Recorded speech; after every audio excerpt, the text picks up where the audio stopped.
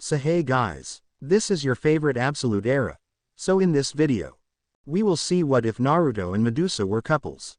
After a betrayal 3 years ago, Naruto Uzumaki appeared in Fuyuki City without his powers. Unwilling to let life keep him down, he got a job as a janitor at Homurahara Academy and has been quietly working there ever since. However, when a supernatural woman with blood-drinking tendencies nearly kills him, Naruto is drawn back into the world of the supernatural with a bang. Also remember to subscribe and like this video. Now let's start. It was the disgusting throaty sound of someone spitting on the floor, followed by a burst of laughter that made Naruto whirl around from where he had been mopping the hallways of Homurahara Academy in silence. The former most powerful ninja in the elemental nations, currently a janitor for the Academy's high school division, scowled in anger at the culprits, a group of retreating second-year students. 4 boys and 5 girls were laughing maliciously as they walked away from him, with one boy in particular looking back over his shoulder with a sinister smirk. A blue-haired boy named Shinji Medu. At the sight of the smirking blue-haired boy, Naruto's anger briefly flared to life and he began to contemplate his chances of getting away with kicking Shinji through a solid brick wall. Fortunately for Shinji, he thought better of it. Not only would it most certainly end in the blue-haired boy's death, but in the end kicking Shinji around simply wasn't worth it, especially when it was over something so insignificant. Yes, he was angry at the little shit, but he was more frustrated at the current state of his life, and so murdering the annoying boy was a bit of an overreaction. Naruto of course had no doubt that it had been Shinji who had spat on the floor, doing so deliberately right after Naruto had finished mopping the area just to piss him off. He also knew the brat's reason for doing so was because Naruto was always showering Shinji's little sister Sakura Medu with love and kindness.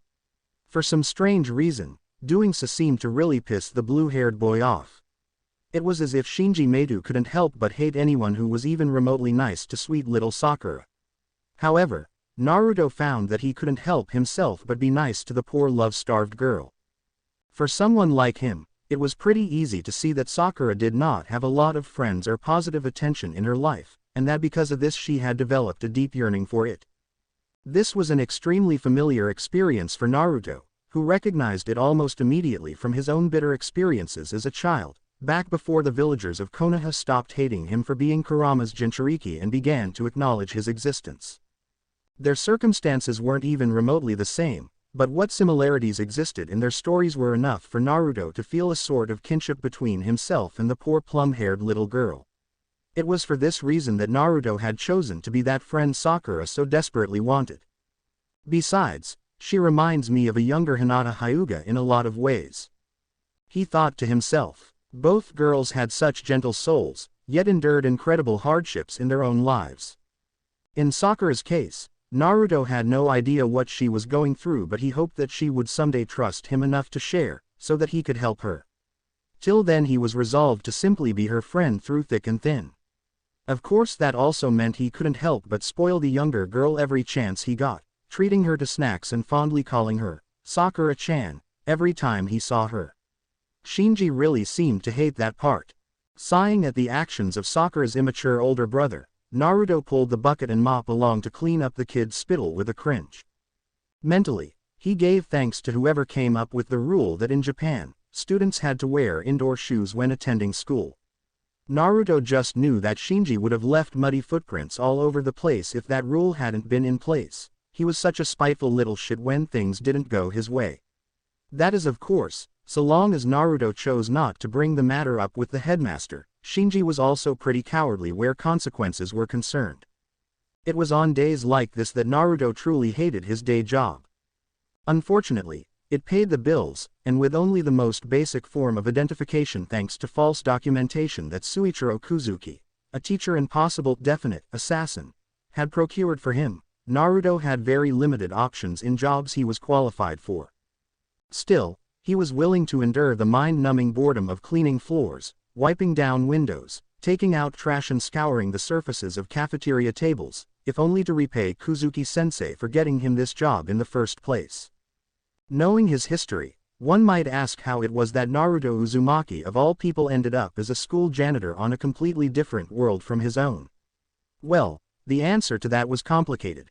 The short and sweet version was that he was exiled here by Sasuke Uchiha on the orders of the Gokage and the Shinobi Union, in order to protect his homeworld from Kagaya Otsutsuki, who had been sealed inside his body at the end of the Fourth Shinobi World War.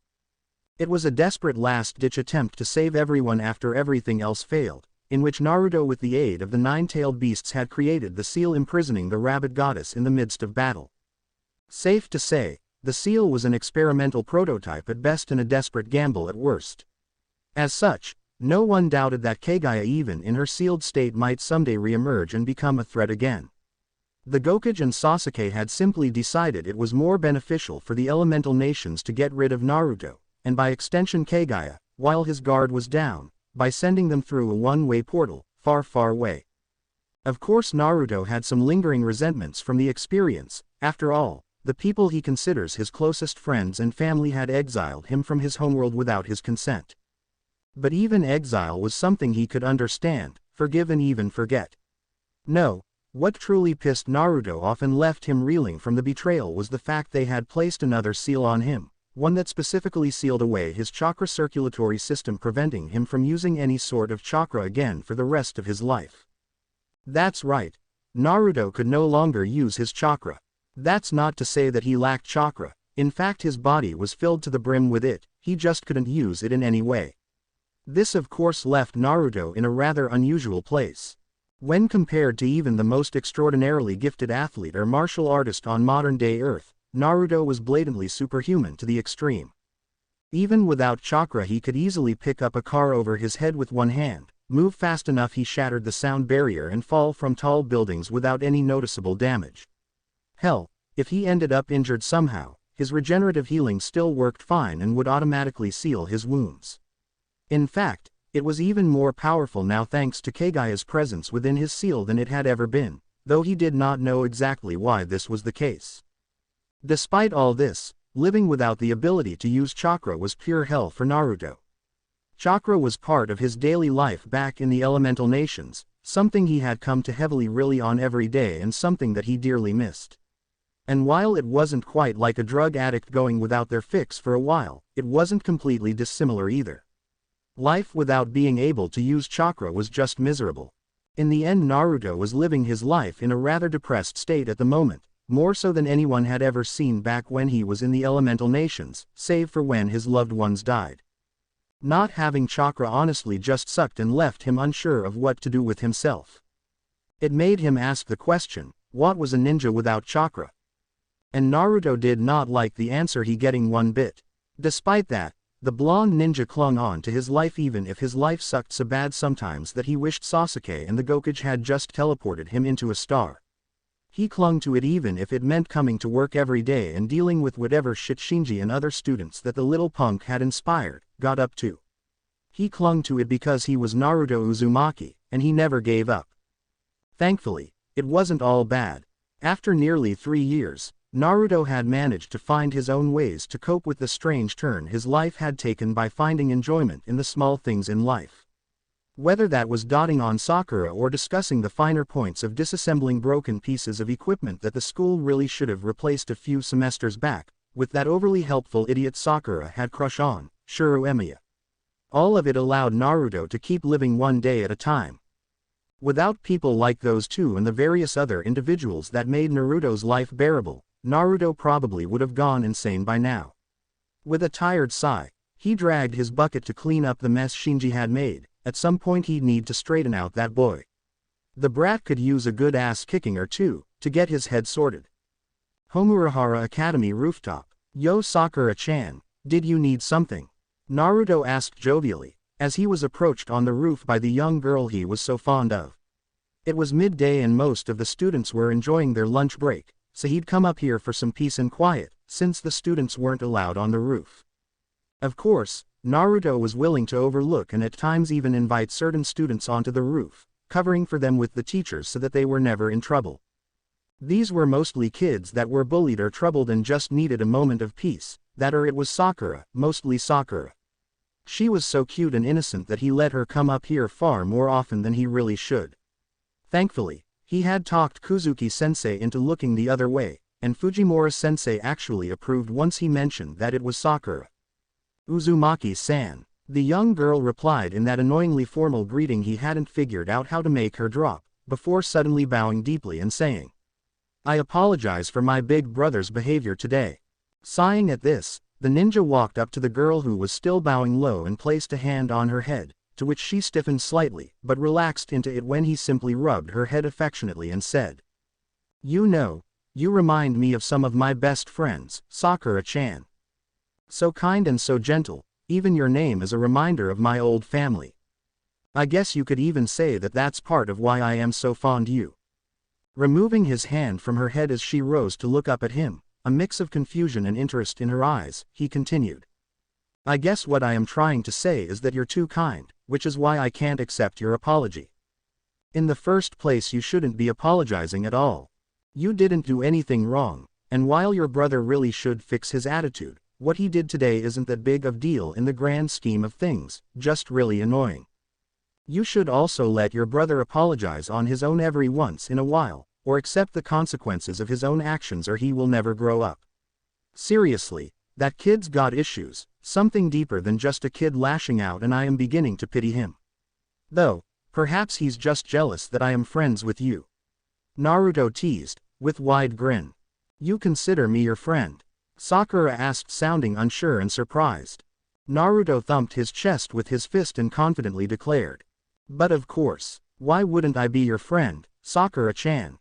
I mean, you've shared quite a few of your bentos with me while talking about Shuru Emiya, and you are the only student aside from Shuru who really stops by for a chat with this lonely janitor." His dramatic posturing made her giggle, though she tried to cover that up with a cough. With a more thoughtful look on his face, Naruto momentarily paused in thought before adding, "Though I suppose, I do kind of dot on you like a little sister rather than a good friend. Maybe that's why Shinji is always lashing out around me. Maybe he's afraid that I would make a superior big brother," he joked, his eyes twinkling with mischief and making Sakura blush, much to his amusement. The moment didn't last though, as the bell signaling that lunch break would soon be ending, rang. Turning towards his younger friend, Naruto said, "As much as I would like to sit here and chat with you, your lunch break is nearly over, so you might want to get going before you end up late for class.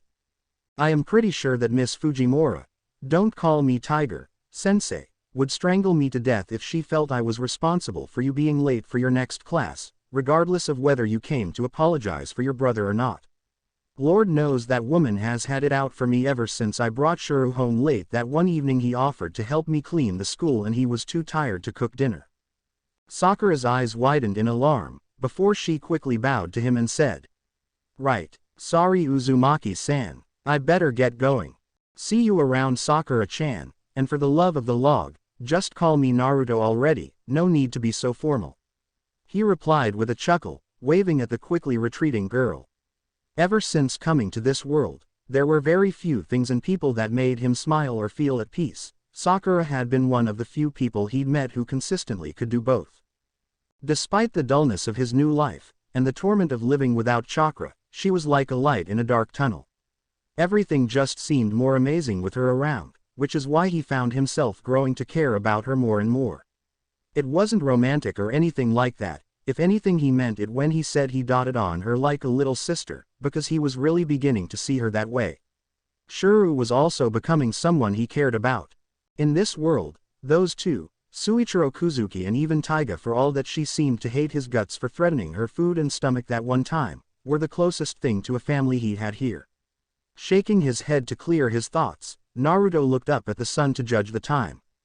There was still enough to swing by the cafeteria for a bite, now that the students were getting back to class. Sakura could not fight down the blush adorning her cheeks any more than she could resist the sheer joy she currently felt. Not only had Naruto Uzumaki stated that he considered her a friend, but he actually viewed her like a little sister. He even joked about how Shinji Ni was jealous because Naruto made a better big brother than him. That part made her wince internally. Naruto had no idea how close he had hit to the truth with that remark about Shinji. Shinji Ni was someone who, like Naruto said, was to be pitied, someone whom even she, as worthless and broken as she was, found pitiable. He was arrogant, entitled, cowardly, jealous and ignorant of the truths of the world. He took advantage of others, believed he was innately superior to them and got jealous when someone proved they were better at something than he was. Worse yet, he was easily manipulated by Zuken. Even with the short time she had known Naruto Uzumaki, the janitor was far friendlier, far kinder, far more worthy of respect and ultimately someone she felt acted more like an older sibling than Shinji ever had. Where Rin Tasaka had failed as sibling due to family politics and her own coldness towards Sakura, where Shinji Medu failed, because he was just a failure at life, Naruto succeeded by just being a nice person. It felt unfair to have the perfect older sibling figure so close, yet have no way of truly leaving her current family to join his. She was aware that Naruto had no living relatives in the world, he had said as much the first time he'd allowed her onto the roof. He didn't act like it particularly bothered him, but even with how well guarded he originally kept his feelings, Sakura could sense the underlying emotions of loss and loneliness deep within him. Something she was only able to recognize due to her own experiences since becoming a Medu. Ever since that day, she'd come to see Naruto more and more like an older sibling. Indeed, he was what she felt she and Rin could have been if she'd never been given to the Medu family, and what she and Shinji should have been if not for Zuken and his pure wickedness. So to hear those words coming from Naruto himself, it left no small amount of joy in her heart. Of course all things must come to an end, and her moment of bliss was ruined by an all too familiar voice. "You went to see him again, didn't you?" "Ni-sama," she replied with a startled gasp, as she turned to find the scowling blue-haired boy just around the corner leading to her class, leaning against the wall. Shinji ignored her reaction and accused with hate-filled eyes. "You went to see that stinking janitor again, Sakura. Don't deny it. He works here and he knows me. Meeting him is inevitable. Besides, what you did earlier today wasn't right, Ni-sama," she replied, turning things back on him. It was a comment that would cost her later tonight, not only because she was talking back at him, but because there were other students in the hallway, slowly making their way back to class. Despite her low tone, they might have heard her accusation, and that did not sit well with Shinji's pride.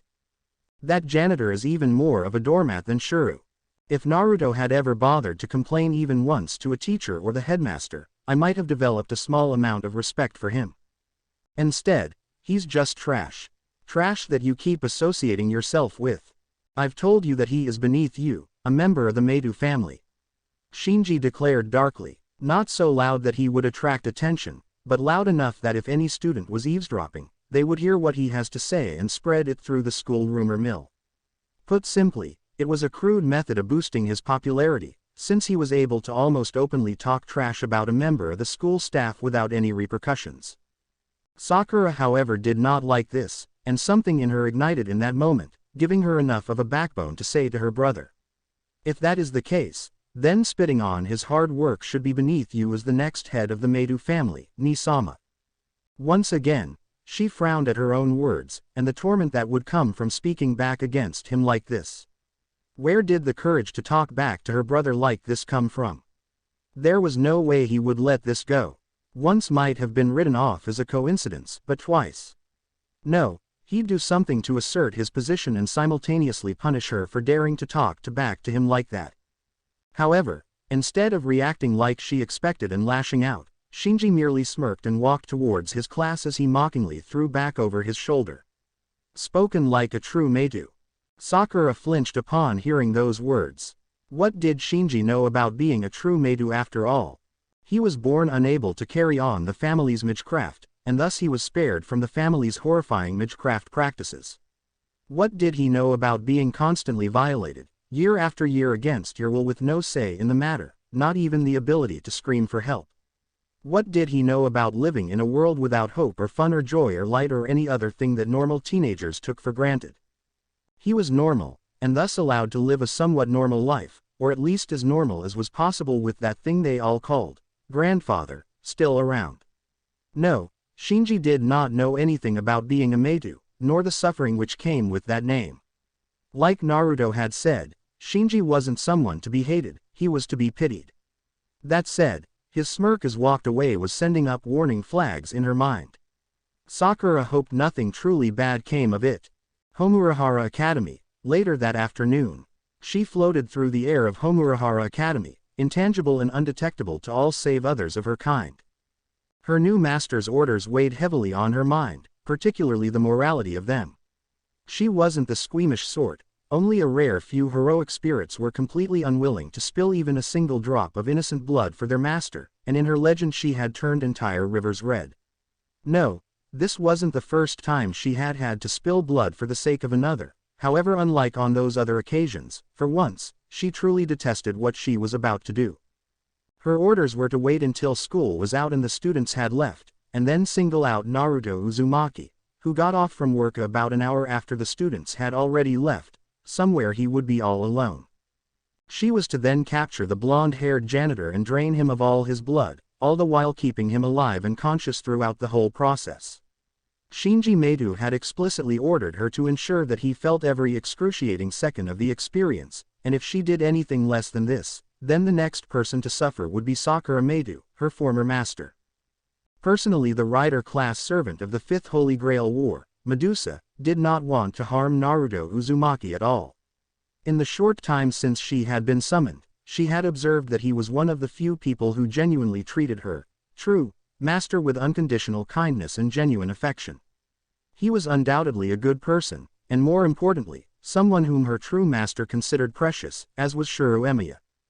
Naruto and Sakura didn't interact much outside of the school hallways or the roof from what Ryder had observed, but she could still sense how much they cared about each other. It was nothing romantic as far as she could tell. If anything, Sakura was pining for her beloved senpai, Shuru. No, this was more like affection for a very close friend, or the love between two siblings, perhaps even a balance struck between the two. In truth, it reminded Medusa of her sisters who had followed after her, from the temples of men where they were treated as goddesses, to the barren shapeless isles, after Medusa was exiled. Though they endlessly teased her, and could be rather sadistic to her, Stano and Euryale gave up being worshipped and pampered as goddesses, in order to simply keep their lonely little sister company. Then once more, when Medusa descended into her bloodlust and became the monstrous Gorgon of legend, the two willingly sacrificed themselves to the Gorgon, not to empower it, but so that they would all be united forever. It was an act of love, a twisted one, but an act of love nevertheless. In Naruto, Medusa saw what she could have had, if only she did not throw away everything for the sake of power and let her bloodlust and hatred of humanity consume her.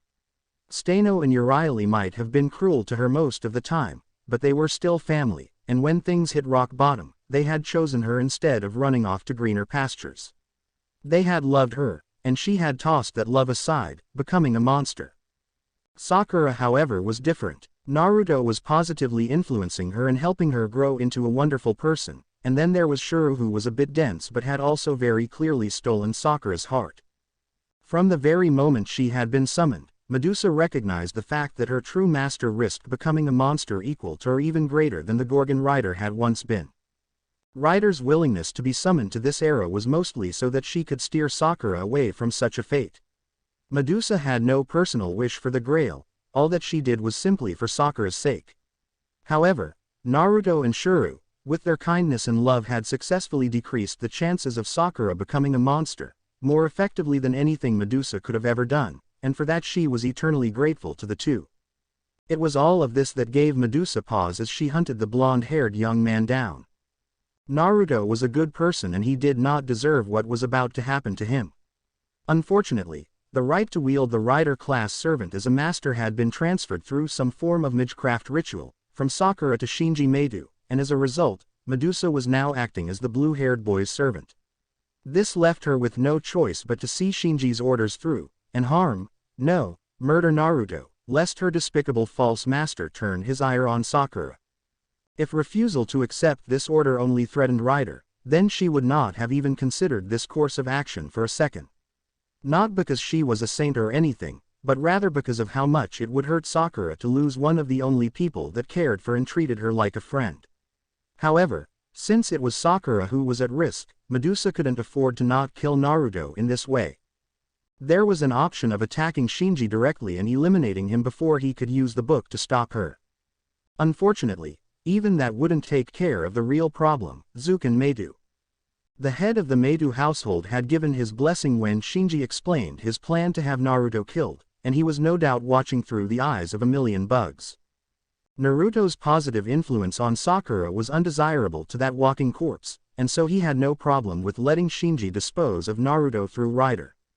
Furthermore, if she attacked Shinji, then Zuken would immediately retaliate against Sakura, for any action Medusa took against Shinji or himself. He was also powerful enough to survive a direct attack upon his person by a servant, which left Rider at their mercy. With a silent sigh, Medusa committed herself to what she was about to do, an act worthy of a true monster. In ancient times she had been described as a heartless, evil monster. It was a fitting description for someone who was about to murder one of the only people who had ever shown a person she deeply cared for any real form of affection and kindness. But for the sake of that person, Medusa was willing to be a monster. As she prepared to attack the blonde young man who was currently mopping the all-purpose sports gymnasium, Naruto suddenly stiffened. It was subtle and near impossible to notice had she been relying on her eyes. Thankfully Medusa had highly attuned senses that gave her more information than just sight ever could. Which was why she noted the way he seemed to momentarily freeze, before shifting his body into a position that wasn't quite a stance. In fact, he looked like he was still mopping the floor, but it would allow him to enter a combat stance in a heartbeat. It amazed her that he was somehow clearly reacting to her invisible presence, and Medusa couldn't help but be impressed by his sharp instincts. If only she hadn't been sent to kill him, she would have enjoyed learning more about him in her spare time. Alas, she had her orders. Materializing directly behind him, she intended to knock him out before he could react and then drain him dry. Shinji wasn't physically present and he had no magecraft talent, so there was no way he could verify that Naruto wasn't awake the whole time she drank his blood, or that he was in extreme pain. All she needed to do in the end was prove that he was dead, and Zuken would be satisfied so long as Naruto was dead. It was a vile deed, but one that Medusa had to perform for Sakura's sake. The best she could do was make sure that Naruto did not suffer, a final act of mercy she could offer the man whose life she was going to take after everything Naruto had done for Sakura. Unfortunately or fortunately, depending on whom you asked and how you looked at it, Naruto suddenly ducked under the blow that struck from his blind spot. Somehow sensing the attack and avoiding it, he suddenly rose from his crouch while twisting and swinging his elbow backwards, as if sensing exactly where her face was. Medusa blocked it, of course, with the palm of her hand, but was surprised by the sheer strength of the blow. It far exceeded what a human of this time and era was capable of, even a magus. So much so that she actually took a step back from the surprising amount of force behind the attack. Her attacker immediately rolled forward and away from her, twisting around as he rose in order to face her, but she had no intention of letting him even see her. In a blur of speed, and with the aid of her supernatural senses, Medusa accurately determined the boundaries of his field of vision, and where they would be focused, before quite literally ducking out of sight and completely avoiding his gaze. She then stepped to his side and blurred past him so fast that even the most highly trained magus of this era would have seen little more than an indistinguishable purple and black streak. It was completely impossible for Naruto to have seen or sensed her in that moment, which was why it utterly shocked Rider when he still reacted to her. Like lightning, Naruto's hand struck out at her, not aiming at where she was currently positioned but rather where she would come to a stop in a few nanoseconds. Impossible. Is he predicting me? She thought in stunned awe as she deftly ducked under the outstretched limb, losing only a few stray hairs, painfully plucked from her scalp, to his iron grip, as she avoided him again. To her disbelief, Naruto wasn't even looking in her direction and the rest of his body was facing the complete opposite direction from her current position. Quickly astralizing to further observe Naruto's next action, Medusa contemplated her own next move. Every sense in her body was telling her, this seemingly ordinary young man was in fact incredibly dangerous. Maybe not servant levels of dangerous, but definitely more so than any magus she ever had encountered. There was just something completely unnatural about him, and it left her incredibly wary of him, and incredibly curious. Amazing, he declared with an awe-filled chuckle, as he lifted a few of her purple strands to his face, staring at them with an expression that could only be described as hopeful. Having those hairs plucked from her head had admittedly stung both her pride and her scalp, and a part of her wanted to get the spiky-haired blonde back for that. Naruto meanwhile twisted his body around, looking left, right, up and down as he searched the environment for any sign of her and came up short. Finally he said aloud, "I don't know who or what you are." He suddenly paused and corrected himself. No, that's not quite right. I know that this beautiful hair definitely belongs to a woman, so let me start over again. I don't know who you are or why you are trying to kill me, but I have no qualms with keeping you entertained. If it's a fight you want, I will give it to you. Of course, the only thing I ask is that we take this into the nearby woods. Before Medusa could even respond to the request, a request she was willing to agree to, Naruto just took off in a blur of impossible speed, leaving the shocked servant behind. What is he? She wondered as she quickly followed him, never noticing that it was her curiosity about Naruto that was now driving her instead of her false master's orders. Nearby forest, Naruto's legs throbbed in pain, as he ducked under the swipe of a nail-like dagger with a long chain attached to it, and leapt behind a cluster of boulders before the follow-up attack could arrive. After demonstrating so blatantly that he could move at supersonic speeds in front of this woman, she had taken that as an invitation to stop holding back as much. It was a rather unpleasant change for Naruto, who now had to near constantly dodge, duck, twist and flip like a deranged mongoose, avoiding the strikes of an angry cobra, in order to just stay alive. She kept pushing and pushing, and he couldn't afford to hold back against her. Moving at supersonic speeds without the usage of chakra wasn't particularly difficult. His body was still blatantly superhuman when compared to modern-day humans of Earth.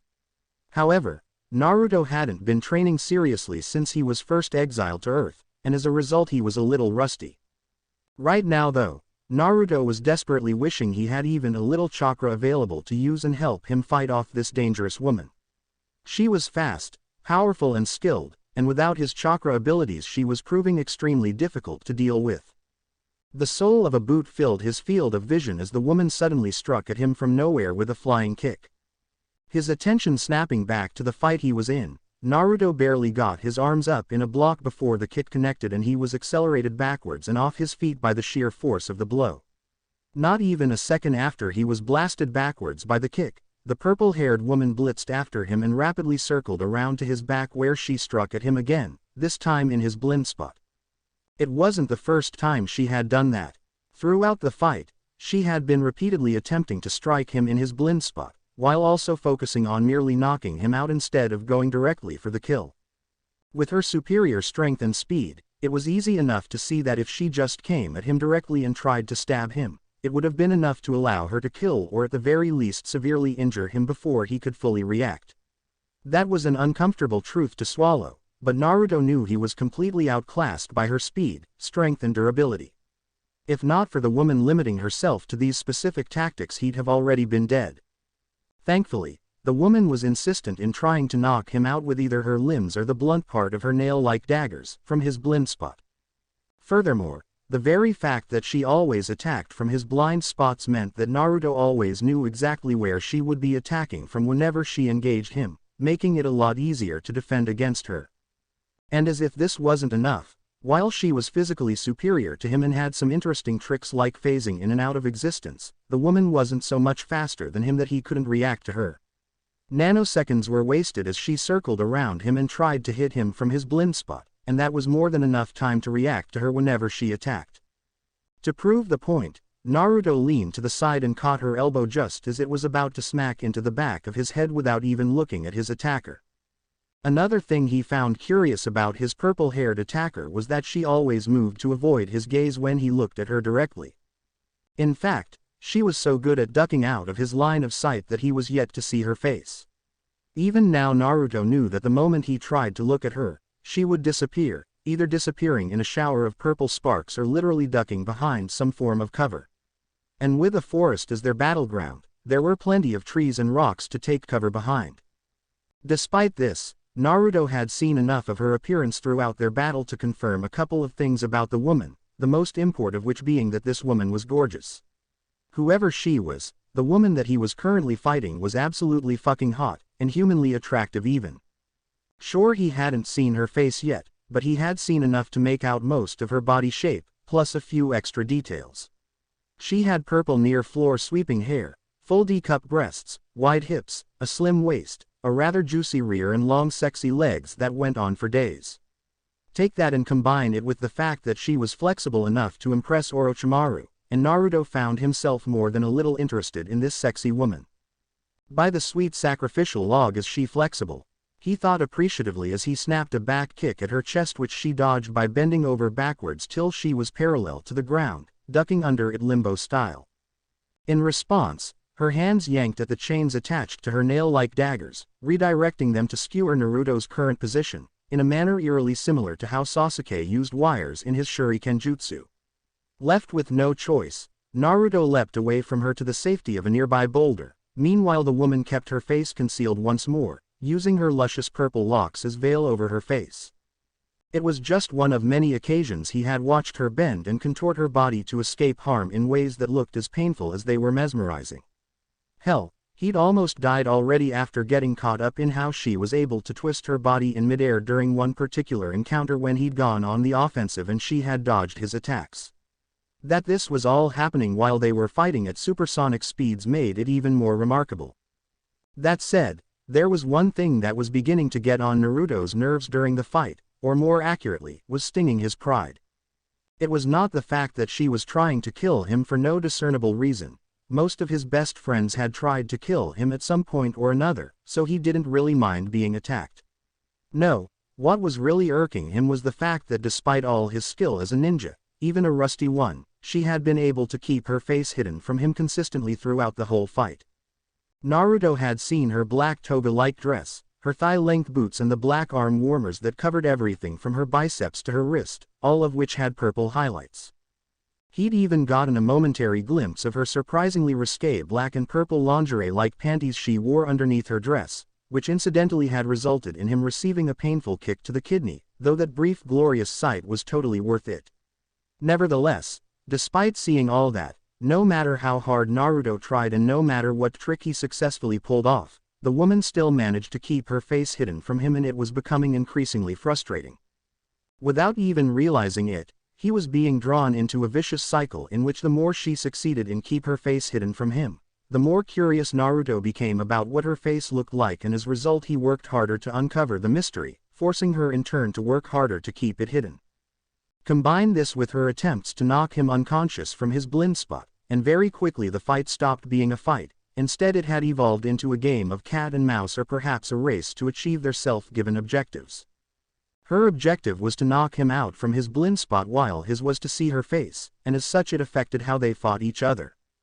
All it would take was for her to use her full speed in a focused lethal attack instead of trying to sneak behind him and knock him out, and she would win.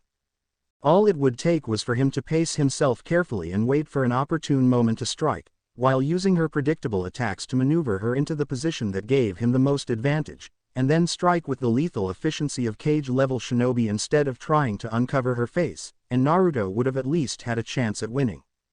Neither of the two were doing that however, and as a result they had stalemated each other due to their little game. However, such a stalemate could not last forever. After all, one side had greater advantage than the other. Once again, Naruto lamented on the fact that his access to his chakra had been sealed away. If that hadn't been the case, he'd have been able to see this woman's face already. Hell, the whole fight would have ended in under 10 seconds if he decided to draw on the big guns he had in his arsenal. Despite this, Naruto couldn't deny that fighting this woman had gotten his blood pumping in a way he hadn't felt in over 3 years. Not even sparring with Kuzuki in the forest surrounding Ryudo Temple came close this fun. The last time he'd enjoyed a fight this much was back in Konoha. Unfortunately, Naruto could not keep the current pace of their battle up forever. The simple fact was that the woman was stronger than him, and in a battle of attrition, he would lose. So Naruto decided to eliminate such a possibility altogether. Smirking as they clashed once more in midair, Naruto's literal supersonic punch was blocked by the purple-haired woman's elbow. Grabbing her arm, he then twisted his body and swung his legs into the air while using the physics of their combined momentum to essentially ricochet his body upwards and into the safety of a nearby tree. This forced a momentary reprieve as Naruto immediately began leaping away from his attacker, leaving her in the metaphorical dust. However, the purple-haired woman was not one to be so easily ditched. She immediately began to pursue him in order to continue their little game, gaining ground at an alarming rate. Proving to be more agile than him and just as skillful in using the environment, as well as her daggers and chains, it took almost no time before the woman caught up to Naruto. From there, With her pure speed and a barrage of thrown and redirected daggers, she forced Naruto to constantly duck and dodge for his life as they tore through the forests of Fuyuki. It was a sight to behold, and the air was filled with sounds, trees being shredded to pieces, boulders shatters and the ground exploding as the two figures zipped through the air like fast enough that it rumbled with thunder. She was more powerful than him, she was faster too, yet Naruto was a son of Konoha and a native of the Land of Fire. He grew up surrounded by forests, and even without his chakra he refused to lose at their game, so long as they were inside a forest.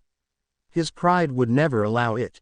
It took the blonde-haired ninja a fraction of a second to locate a tree with numerous small leaves, then another second to find the single biggest tree in the whole forest. Naruto was determined to ensure that when all was said and done and his plan complete, it would be him who emerged the victor of their game. Moving as fast as he could without crippling himself, Naruto did not need anything to tell him his opponent was in hot pursuit. He hopped from tree to tree as only a shinobi could, springboarding off of branches, trunks and occasionally the ground as if the whole environment was a giant trampoline. All the while, behind him, the sound of bark shattering and the ground detonating followed him doggedly like an endless series of explosions. Any place he stopped at for even a microsecond was decimated, and it made it very clear how close his attacker was to catching him. Thankfully, the specialized zigzagging pattern he moved in was designed for just such occasions and made it harder for his attacker to pin him down or figure out what he had in mind.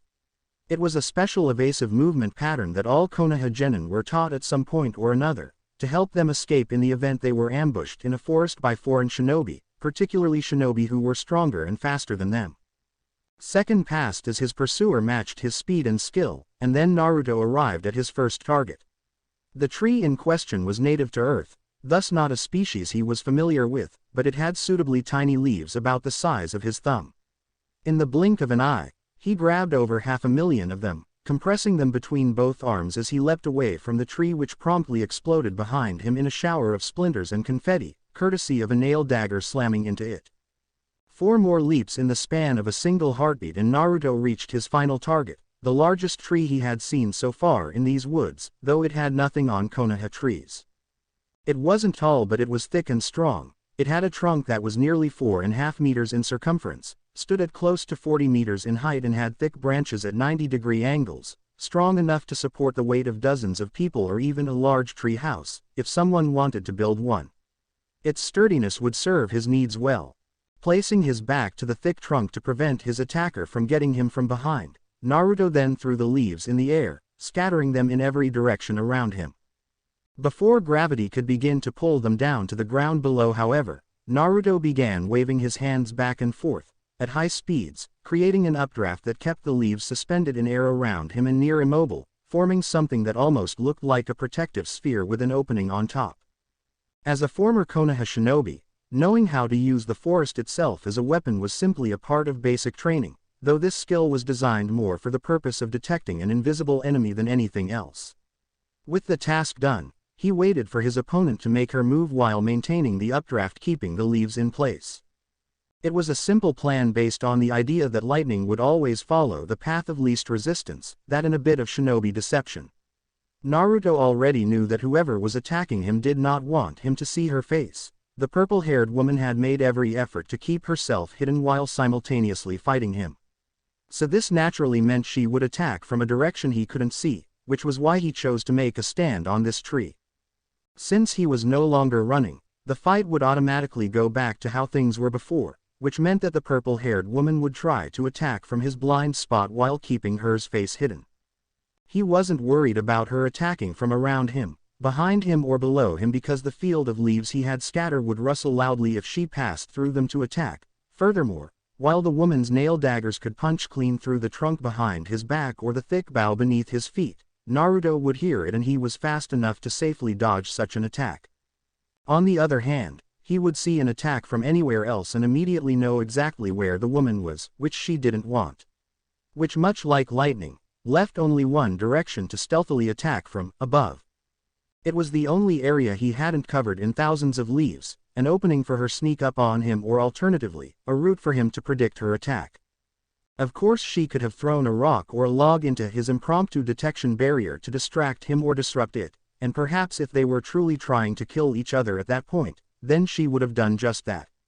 No, for the moment they were playing a game with each other, a game of pure skill, which was also the only reason this plan was even viable. The whole time they had been fighting, the woman had only used her body, those nail-like daggers on chains, and her ability to become invisible. Everything she did was through pure skill in these tools, which as a result set a certain tone to how their game had progressed so far, a tone he knew she would not suddenly change, or it would be as if she was admitted he had won the game, because she couldn't beat him with the current rules. Naruto on the other hand had used his body and things found in the forest to keep up with her. All these things could be called the unwritten rules of their little game, and all of it had led to this moment. Stepping forward as he followed his instincts, a second later a nail dagger slammed into place right where he had previously been standing, coming down like a bolt of lightning from above. Naruto smiled at the fact that woman had taken the bait, even as the entire branch he'd been standing on was sheared from the tree trunk and he began to fall to the ground below.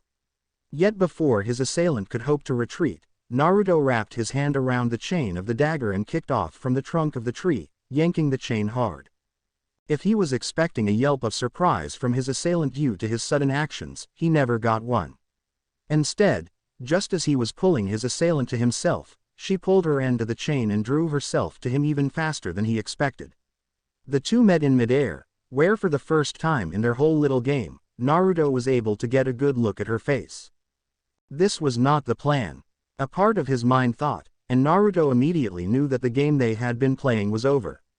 Yet the rest of him could not help but look at her face for the first time and take it in. She was sublime, beautiful, haunting. Each of them were words that could have been used to describe the fully revealed woman before him. None of them would have been accurate, for they failed to fully convey what his disbelieving eyes were witnessing. It was simply a fact that this purple-haired woman was not human, not with eyes like those. Square pupils had to be some kind of dujutsu, and Naruto had only ever seen that kind of ethereal beauty in Kagaya. He could never forget how alien the rabbit goddess was. Unfortunately, Naruto did not know the danger of looking into this particular woman's eyes, which was why he was caught off guard when his body froze on him. Locked in place worse than when Kagaya used the temporary paralysis technique on him, or at least the Otsutsuki equivalent. Naruto fought it though, moving his limbs to block the incoming attack even as the felt heavier and heavier by the second. In the end, he was just an instant too slow. It was a moment too short for any normal magus to even call hesitation. Even most Chunin to low-level Junin shinobi would have found it incredibly fast, yet the woman had found her opening and struck. The blunt edge of the nail dagger slammed into his head and darkness spread across his vision. Damn, she got me right after I won. Has this world made me so rusty over the years that I would freeze at the sight of a beautiful woman? If I die here, how the hell am I supposed to treat Sakura to an ice pop the next time I see her? Naruto thought as he fell to the forest floor, both satisfied he'd won the game and upset with himself for freezing at the sight of his attacker's face. His last thoughts before he completely blacked out were of the little girl he grown so fond of. Noticed only by Medusa who dropped to the ground besides his body, Naruto also had a small smile on his lips. Even without realizing it on a conscious level, he had truly enjoyed this little game of skill. It was after all, the most fun he had had in literal years. Medusa scowled as she cradled the defeated young man in her arms. He had fought valiantly, like a real hero. He had been up against utterly unreasonable odds, yet he rose to the challenge with an eagerness that was almost blood-curdling. She had gotten so into it that she had even forgot her original reason for attacking him, turning the whole fight into something of a game between them. A game in which no matter what she tried, she couldn't seem to win as he always successfully predicted her next move and countered. Right up until he didn't. It was easy to figure out that he was trying to catch a glimpse of her face, and she had done everything in her power to evade his gaze. It had been an exhilarating challenge and her heart soared as they continually engaged in a level of combat that was more of a dance between two partners than a form of violence. However, all things had to eventually come to an end, and their little game came to a grinding halt when he cornered her. By the unofficial rules they had been playing by, she couldn't let him see her face. So he created a situation that no matter what she did she would have to reveal her face if she truly wanted to go on the offensive. It was brilliant, made more so by the fact that he did all that without using a single drop of prana. He had won their game fair and square, won against a servant, and for that he held her deepest respect and admiration. Yet, in winning, Naruto Uzumaki brought the game to an end and her mission back to the forefront of her mind. So she decided to reward him by revealing her face to him, including her eyes. Medusa, the Gorgon Queen, removed the blindfold she had been using to hide her petrifying gaze and attacked him from the very direction he had set up his trap in the hopes of at the very least gaining sight of her beautiful face. It was what he wanted, but also not what he expected. And as the two pulled each other towards one another using the chain of her nail dagger, as his plan fell apart now that she was no longer playing their game, and as he saw her face and eyes for the first, Medusa paid very close attention. She wasn't sure what she expected to see in his eyes. Disappointment perhaps in the fact that after all that hard work, her face while beautiful was not in itself truly exotic. Lust perhaps. This form was a remnant of something from her past as a fallen divinity, and it excelled at provoking the darker impulses in men. It was something of a miracle that Shinji had never asked to sleep with her, though that was perhaps because he saw her as little more than a tool, and sadly because he had an outlet for his lust in the form of her true master, Sakura. Medusa was willing to accept many other emotions as well, hatred and anger for being unjustly attacked by her, fear once he realized he couldn't move due to her paralysis-inflicting gaze, and much more. She however did not expect for him to look at her with wonder, curiosity, happiness and desire, specifically innocent desire. What was wrong with him? She was here to kill Naruto and he looked happy. Grunting as she picked him up in a bridal carry, Naruto's body wasn't heavy, it was just cumbersome because of his height. She walked to the base of the tree he had chosen to make his last stand at, the tree where he defeated her in their little game, and then she sat down, carefully cradling his body in her lap and his head on her breasts. Men liked that supposedly, at least she would give him one last thrill before she did what she had to. Finally, with a tilt of her head as Medusa said, "I apologize for all of this, Naruto Uzumaki. I have no desire to harm you whatsoever, but my master Shinji Medu ordered me to do this, and I can't afford to disobey this order." To think that there was a person like the blonde in her arms, living in the modern age. Had he been born in ancient Greece, he would have certainly been a renowned hero. His skill, his speed, his ferocity and even his looks were worthy of what most people would associate with a hero. Sure, he was no Heracles or Achilles, but as far as she could tell, he was a normal man, not a demigod or even a magus. Everything he had done was simply done through his pure physical ability, something that should not have been possible in this day and age, yet there it was. It left her feeling no small amount of awe at him, and perhaps a more than healthy amount of appreciation. He had defeated her after all, in their little game. Perhaps it was her pride as a heroic spirit, even one with an anti-heroic to monstrous nature, or perhaps it was something else that drove her. Yet in the end, Medusa felt nothing but respect for this man as a warrior, and as a kin-hearted person that had been so caring to her true master, Sakura. She also felt an equally great measure of shame for what she was about to do to him, and in the process of doing so, all the pain she would cause to all those who called Naruto a friend.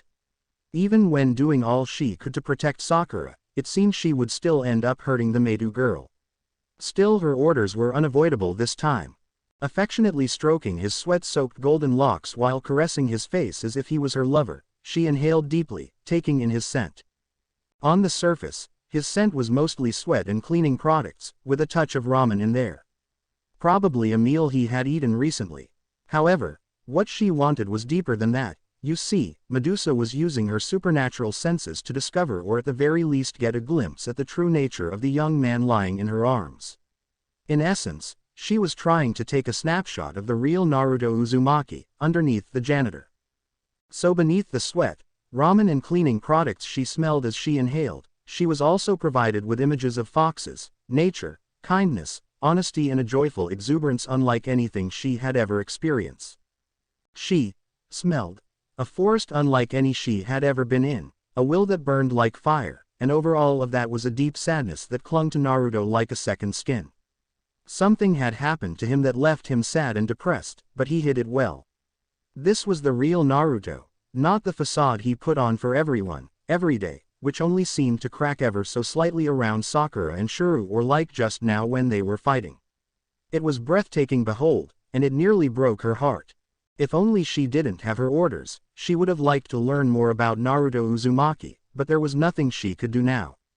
Even if Shinji wasn't watching, Zuken definitely was, and possibly some other master or servant. An ordinary human who could move and fight at his level was too dangerous to be allowed to live or at the very least act freely during the Holy Grail War.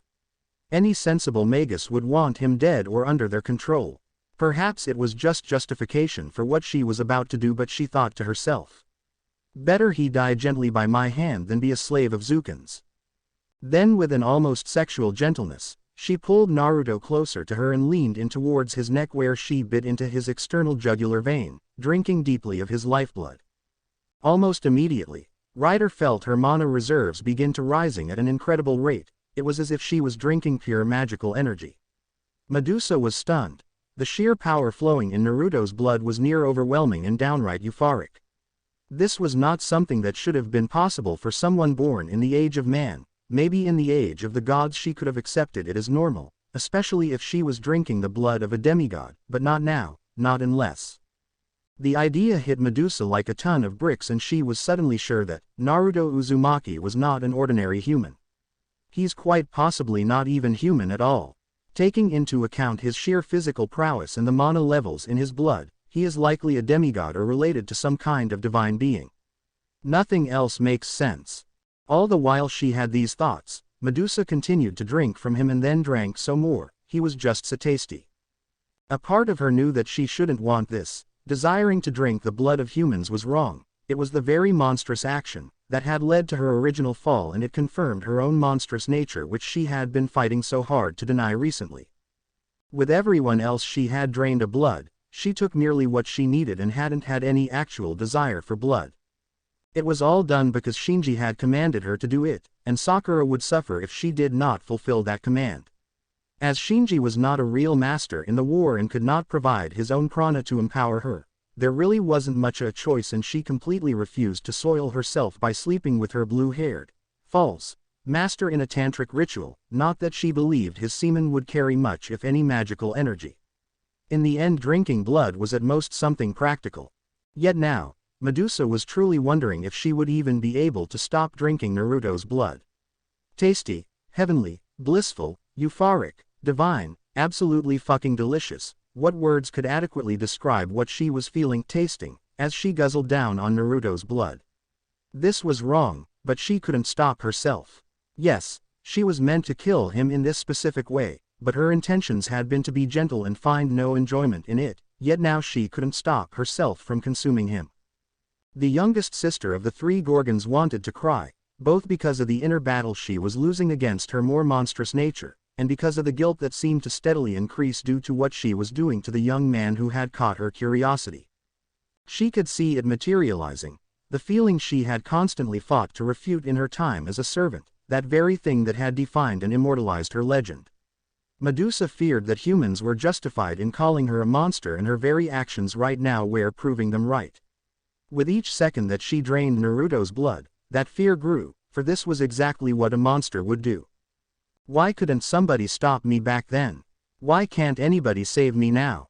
She thought to herself bitterly, tears suddenly falling down the corners of her blindfold, even as she began to give in to her monstrous impulses. Naruto's body had turned deathly pale as she drained away most of his blood. Yet despite this, her prayers did not go unheard. A certain goddess was listening after all. Enough. You will release my grandson. The voice boomed in Ryder's mind with more thunder than Zeus hurling lightning bolts, while fiery pain seemed to explode throughout her body, and Medusa was physically forced back from Naruto's body with a pained hiss. Naruto was dead, or at least dead enough that it really didn't matter. After all, nobody could survive losing well over 95% of all their blood. Yet, flame-like markings sprouted across his form, covering every piece of visible skin except his face. They moved, dancing lazily before her eyes in sunburst patterns and spirals, leaving her very wary of touching them. It was then that, much to Medusa's amazement, Naruto's skin began to regain its tan complexion, and the bite wound in his neck began steaming as it visibly healed itself before her eyes. Truly, what is this man? She wondered. Just then Naruto's eyes began to flutter, and on instinct Medusa prepared to astralize in order to avoid his gaze. However, as if sensing her intent, his hand shot up and caught hers around the wrist, just as his eyes opened. He was too weak and in far too pathetic a state physically to even utter a word, let alone stop her from fleeing, but then he didn't need to. His eyes told her exactly what he wanted. Stay. They held no judgment, no hatred, no vengeance, only a mixture of curiosity and surprisingly kindness. It was a bizarre thing to witness even for Medusa the Gorgon Queen. After what she had just done to him, how could Naruto Uzumaki even bear to even look at her like that? He should be trembling in fear, rage or disgust. She still had his lifeblood quite literally dripping from her lips. Anything was better than being subjected to those kind eyes. No, she thought with a bitter snarl. No matter what happened now, the one thing she couldn't do was stay, not after what she had just done. Going after him might have spared Sakura, but it was a colossal mistake on her part. Ripping her wrist free from his hand, Ryder vanished in a flare of purple sparks, not knowing whether Naruto would survive or not. It was better that way. If Shinji asked, she at the very least could say that she fulfilled her orders and drained almost all the blood in his body before leaving him in the woods for bugs and wild animals to consume. If he survived, Medusa hoped Naruto would be wise enough to never return to Homurahara Academy ever again. Better yet, she hoped he would leave this cursed city and travel far away. It would be in his best interest. And as she traveled back to the Meidou mansion feeling great guilt and shame for what she had done, a part of Medusa hoped that Sakura, Shuru and Naruto himself would someday forgive her for what she had just done. A few minutes earlier, Naruto's mindscape. His eyes snapped open as he found himself lying on his back atop what looked to be Hokage Mountain. Naruto was specifically laying on the stone head of Minato Namikaze, his father. It was something he never thought he would ever experience again. What am I doing here? And how did I get here for that matter? I could have sworn I was fighting that beautiful purple-haired lady on Earth. He mentally wondered. As if in response to his very thoughts a familiar voice announced. I know you are probably wondering how you are here back in Konoha. The answer to that question stands before you. Spinning towards the voice of his greatest friend, his brother in all but blood and the man who had betrayed him, Naruto gave Sasuke Uchiha a glare that would have been worthy of turning the raven-haired young man into smoldering ashes. If Sasuke was bothered by this however, he didn't show it, instead saying, I know you are angry with me and with them. At this he gestured to the village below which had people walking up down its streets, going about their business as normal. It was a sight he dearly missed. You have every right to be angry, to hate us even for what we did, and I won't ask you to forgive us either, we don't deserve it. The only thing I can ask of you is that you let me explain our reasons for what we did, as well as why you are here now. Naruto chose to say nothing in response to his friend, except give him a cold glare.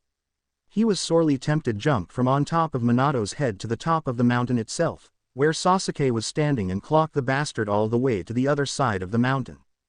Sighing at his lack of response, Sasuke stated more than asked. So you won't speak to me? Scowling at his friend, Naruto replied. You brought me here, you're the one who has some explaining to do, traitor. I suppose it's fair that you call me that, Sasuke said as his shoulders slumped and his head lowered in shame. This however only lasted for a few seconds before he shook his head and said. You know more or less why we banished you. The threat of Kagaya was too great to tolerate, and so we decided that you, and by extension Kagaya who lives on sealed inside you, should be removed from the picture. The initial plan was to kill you. You created sympathetic matrices in your seal when you and the tailed beasts first created it, sympathetic matrices that linked your life force to Kagaya's. In short, killing you would have killed her, and the Raikage as well as the Tsuchikage both believed this was the most practical and efficient method of protecting our world from the threat of Kagaya. However, I had a different solution. Naruto sighed as he looked away from his old rival. A part of him knew where this was going and was even happy about it. In the last 3 years he had always wondered why he had been betrayed, and if he had truly been betrayed by his home. After all of the love, acceptance and kindness Tsunade and Kakashi and so many more had poured out on him, why did they suddenly turn on him all at once? This explanation from what he was gathering meant that they had done what they did because there was no other choice, or rather because the only other choice was extremely undesirable. It didn't really lessen the sting of the betrayal, not yet at least. He had spent 3 years silently fuming and raging at them, Plus it didn't explain why they cut off his ability to use chakra. However, it was at least a start. Why did you do this to me? I trusted you, he accused his friend. His emotions were not as heated as he had expected them to be in this moment. Instead he was driven more by a need for answers. I know, Sasuke said softly, before adding. It's because I simply couldn't bring myself to kill you, especially when I was the only one who even could. Naruto had no words for the man upon hearing that. Finally slumping to the ground, he stared down at the village below for a time, burning the sight of his home into his mind. Eventually he said, "This place isn't real, right?" "It's not real," Sasuke confirmed with a nod. "I spent a whole day just watching the village from up here and various other locations with my Sharingan in order to create a framework that was near identical to it, for this mental plane. All this is essentially based on the infinite Tsukuyomi, except, you are not meant to stay here trapped in a dream. We designed it so that if you were ever injured severely enough that you were near death or went through some devastating mental trauma, this place would protect you from the worst of it. Alternatively, once you knew it was here, if you ever missed home really badly, you could come and explore this place. Of course you would need to concentrate and find the patience to search your innermost self in order to just make your way down here, however that is no big deal for a master of senjutsu such as yourself. I should warn you though, the people are not real but you can go anywhere in the village and anything you eat will smell and taste like the real thing." "Anything I eat?" Naruto asked, surprised that he could eat things in this mental replica of his home. In response Sasuke smiled and said, "I memorized the smells and tastes of everything available on the menus of Yakinoku-Q, Ichiraku Ramen and half a dozen other places." Shocked he asked, "Why?" Sasuke after all wasn't big on ramen, and Naruto had tried to convert his friend on many occasions and failed. It was sadly one of Naruto's biggest regrets. "The result of my choice was that you would be forever banished from our home. So I decided that at the very least a piece of it should go with you," Sasuke explained in a somber tone. Clearly it was something that weighed heavily on him. Chuckling lowly he gave his friend a grin and muttered loud enough for the Uchiha to hear. "You damn overachiever." Sasuke mirrored his grin and replied, "Not all of us can afford to be losers like you." Snorting at the response, he looked back at the village below and the forest surrounding it, reveling at the feeling and a million memories he had made in his homeland while growing, before smiling as he said to his rival, "Thank you." Once more they descended into silence and just watched the village below them. This was home even if it was just a replica of the original. It was a piece of his home, and brought to him a feeling he hadn't felt in over 3 years, peace. Time flew by as they watched in silence and after an indeterminable amount of time had passed Naruto finally said, "I'm dying aren't I? Out there I mean." To his surprise Sasuke shook his head and said, "No, you're not. But you said this place protects me from the mental trauma of experiencing near-fatal injuries, and I was in a dangerous fight just before I ended up here. How am I not dying exactly?" Naruto asked, recalling what he had been doing on the outside. The beautiful woman in purple had certainly tried to knock him unconscious while they were playing their little game, but that finishing move hers was an actual finishing move. He'd been hopeless against her. Sasuke simply sighed in amusement, giving Naruto an almost pitiable look in the process as he said, "You underestimate exactly how hard you are to kill Naruto." "I'm powerless now," Naruto pointed out, shaking his head. Sasuke explained, "Your ability to use chakra was sealed away, yes, but that is a very different thing from being powerless as you put it. A seal can be opened and closed after all." "Wait, why would you include something like that in your seal?" he asked, shocked that Sasuke would even think about doing something like that, much less tell him. "Isn't it obvious? We both know that the seal you created to hold Kagaya will not last forever. If Shek going to get out anyway, then it's only natural that I set things up so that you would return to full power and hopefully grow stronger before she broke out of the main seal and terrorized whatever unfortunate world you ended up on," Sasuke said while smirking, before adding, "Oh, and by the way Gaara, Mei, Kakashi and Tsunade were all in on the plan." "What? No way," Naruto exclaimed in disbelief, yet a part of him knew Sasuke was not lying. Kakashi and Tsunade were pretty much family, and if the plan was to release Naruto's ability to use chakra again after he was exiled, he could see them being in it. Gaara was another dear friend on par with Sasuke in many ways, and well, the two of them had had a short fling together after the war. He could understand why Sasuke would let them all in on his plan, not to mention they were all leaders of 3 of the 5 great shinobi nations. Collectively they influenced half of the shinobi union. Reinforcing Naruto's opinion of them, Sasuke said, "Hey, the alternative was to kill you. Do you really think any of us would have agreed to that?" "No," Naruto said flatly. Even in his lowest moments over the past 3 years, when he was raging at their betrayal, he never once imagined them ever wanting to kill him.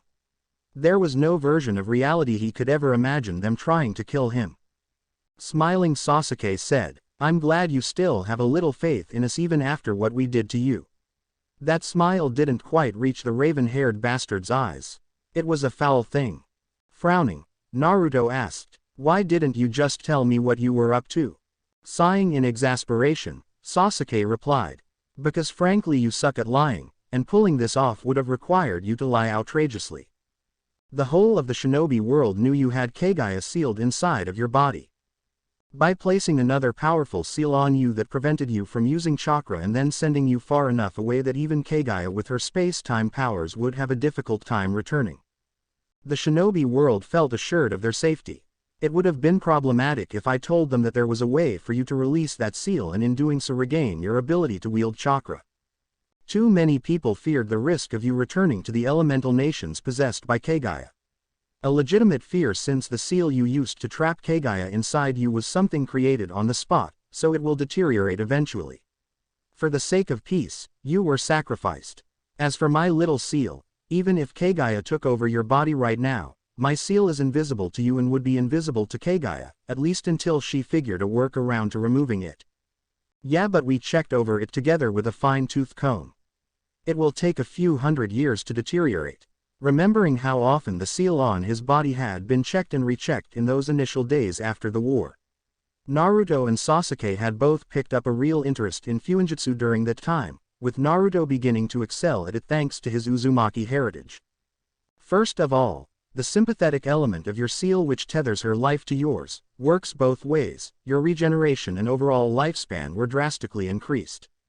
If you were naively thinking you were going to croak of old age and take Kagaya down with you kicking and screaming, then keep dreaming. The seal will deteriorate first, or rather that's what would have happened if I had intended for you to never regain access to your chakra," Sasuke casually revealed, as if he wasn't talking about Naruto's already ridiculously long lifespan getting a serious boost from being tethered to the life force of an immortal goddess. But since that was never the plan, Naruto trailed off leadingly. "As I said early, this place was designed to bring you, or rather your mind, here whenever you are experiencing an extremely traumatic injury or near-death situation. However, while you are here, the seal I placed on you that keeps you chakra sealed off from you is loosened. This ensures that nothing ends up standing between you and the seal you imprisoned Kagaya in. Now, due to the sympathetic resonance between you and Kagaya, there is a weakness she can use to weaken your seal, or rather, the sympathetic matrices that tether your life force and hers, is in and of itself a weakness. Think of it this way, the very act of you being able to influence her by taking her down with you should you die, and her being able to influence you by enhancing your life force and regeneration, is a locked door, but a door all the same. Each time she saves you from dying by exerting her limited influence in allowing you to regenerate faster and recover from fatal wounds, pressure is being placed on that locked door. Over time, the door will weaken and finally break, and the more you get critically injured and need her to save you, the faster that door will weaken. And the door represents my seal," Naruto stated. "It was pretty obvious." "Well duh," Sasuke said as if it was most obvious thing in the world. "She's going to get out and there is nothing I can do about that. After all, I am not even really here. I'm an echo of the real Sasuke Uchiha. Still, while I can't do something about it, I believe you can. The world you are on is a dangerous and powerful place.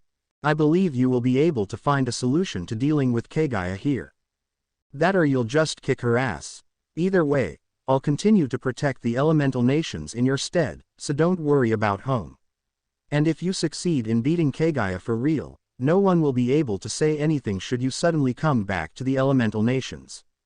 Though be warned, the real me will check you thoroughly to ensure you are not under Kagaya's influence in any way. We both saw what happened to Madara. Yeah, I suppose that is fair. He agreed, remembering how Black Zetsu had betrayed Madara and used his body to create Kagaya, which ironically meant that Madara Uchiha was technically the one trapped in his seal. Sasuke suddenly looked up at the sky before saying, "It looks like you are done healing. Try to remember this conversation when you wake up. I won't be here next." That got Naruto's attention, who quickly turned to his smiling friend and asked, "Sasuke, what do you mean?" He was too late. A blinding flash of light saw the entire replica of Konoha in the depths of his mindscape disappear as he was pulled back to consciousness. Naruto groaned as he lay on the ground, shocked. He was alive, but he shouldn't have been. That much was clear to him. Even unconscious Naruto had felt his life force draining to the point that he was undoubtedly a hair's breadth away from death. The fresh pink skin from where the bite mark on the side of his neck had been, the blood on his work clothes and the blood stains on the mouth of the woman who had attacked him, left little to the imagination about exactly what had just happened. Had he been attacked by one of those vampire things he had read about in those fictional novels he had found in the local library? Vampires are real, he concluded, feeling a rush of excitement at the thought. Neat. Because if vampires are real, other things might be real too, and that made life on Earth a whole lot more exciting than before. Of course, the actual reason of why he was still alive was something far more concerning. He barely remembered any of it. It honestly felt like a dream. However, he had met Sasuke Uchiha, or at least a chakra imprint of the bastard, and a strangely helpful one at that. Naruto had then learned the truth, a truth he had been wondering about for the last 3 years. A truth that came with the warning of Kagaya's return and hope that he would be able to recover his power. Even now he could feel it, the overwhelming and familiar warmth that he had been denied for over 3 years. The pulsing of chakra through his pathways as it for the first time in a while moved to do something other than just sit there. Sasuke's seal was already restricting him, keeping him from using any of his internal energy, but Naruto could still feel it.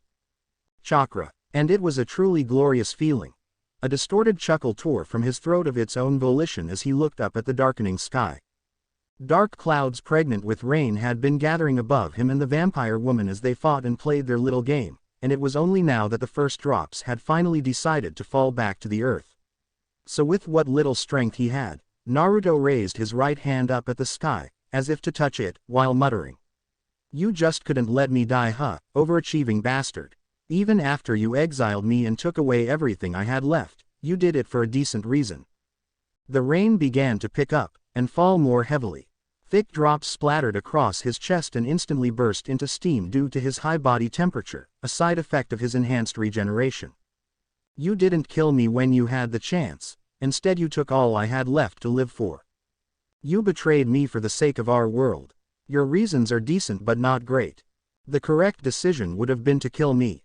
It absolutely would have ensured Kagaya died with me, the elemental nations would be safe from her, and that I would not have any chance of ever opposing you.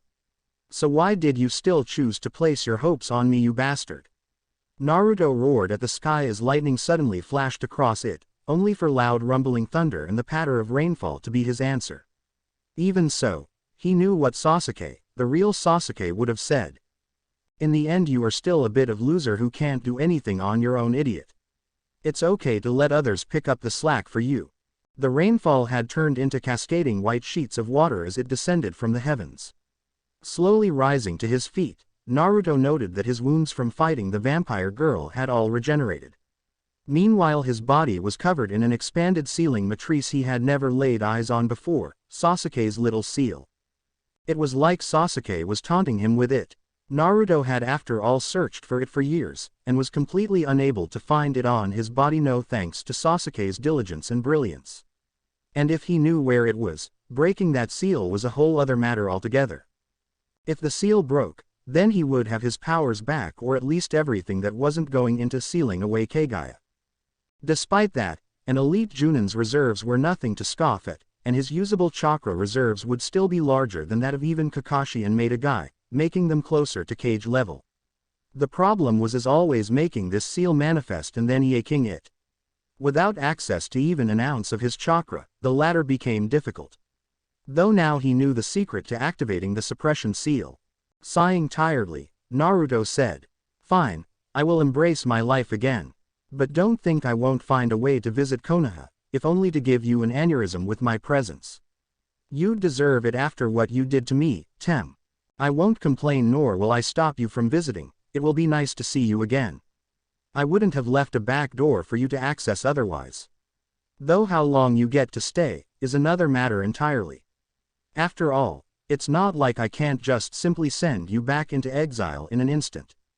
You stupid Uchiha bastard. That vampire chick really must have drained me dry if I am hallucinating an entire conversation with you, no matter how accurate it seems." Naruto muttered with a snort of amusement, before walking off towards his home. He already knew on some basic level that his boring, ordinary life was finally at an end. It was time once more for Naruto to live like he was truly meant to. As a shinobi. Whether by the design of fate, destiny, providence or even lady luck if you wished, somewhere else in that same forest lay a woman. She was heavily injured, with cuts and lacerations across her body, too weakened to even stand under her own power. In fact, at that exact moment as the storm poured down on them, she, much like Naruto had been just minutes earlier, was lying on the ground, with her back to the earth while raising her hand up at the sky as if to touch it. This woman, unbeknownst to anyone, would be the catalyst necessary to unleash a force of nature across the multiverse, which would awe even the gods. Her name was Medea, the princess of Colchis, the infamous witch of betrayal and the caster-class servant of the Fifth Holy Grail War.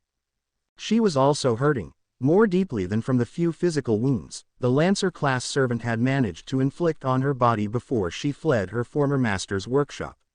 She was hurt by the betrayal of her former master, Atrum Galliasta, who had called her a witch and tried to command her to kill herself. It reminded her far too much of her maiden years in ancient Greece and her time with Jason, along with the betrayal that came afterward thanks to the machinations of Aphrodite. In the end I am going to die like this again. Passed around for others' convenience, exploited, reviled as a traitor. All I wanted was to return to my homeland again. She sadly muttered. Oh how she wished she had never accepted to be summoned to Earth as a servant in this era. If she had known what her master was like, she definitely wouldn't have agreed to it. Atrum Galliasta was a piece of scum, worse yet, he was an incompetent piece of scum, who quickly grew jealous of his betters, took shortcuts to acquire worthless results and was a backstabbing traitor. Yet he had the nerve to call her a traitorous witch. The fury she felt towards her now dead master was numbing the pain from the wounds Lancer had inflicted on her.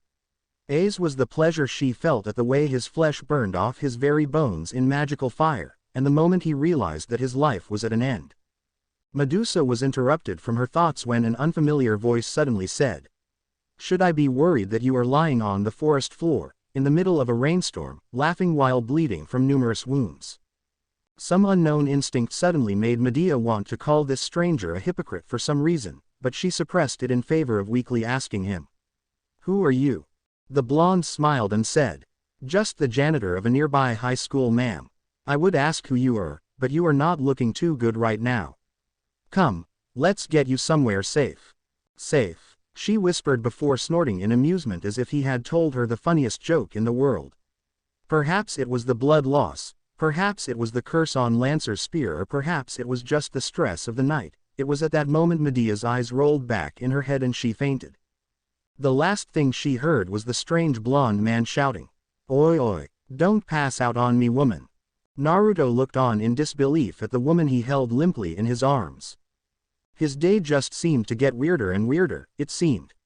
First he got his blood drained by a possible vampire with purple hair, now he had a blue-haired, what did that book about Lords and Rings call them again, an elf?